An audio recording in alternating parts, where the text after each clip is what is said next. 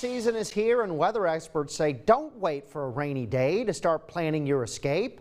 Fox 44's Sydney Simone joins us live in studio with hurricane prep tips. Sydney. That's right, Andrew. Well, June marks the start of hurricane season, and while many people remember to prep their homes, they sometimes forget about their vehicles. AAA has some important information for families making evacuation plans. Many Louisianans are no stranger to hurricanes.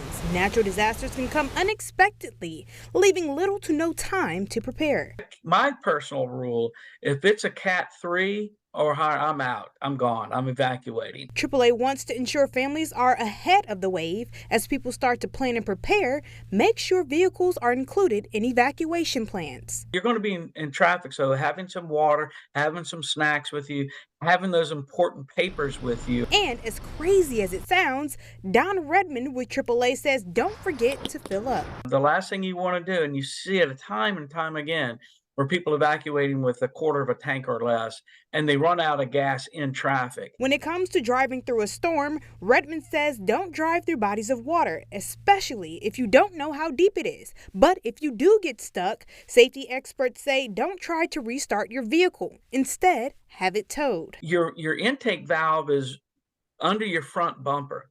And if you get that immersed in water, it's going to be sucking that flooded water straight into your engine.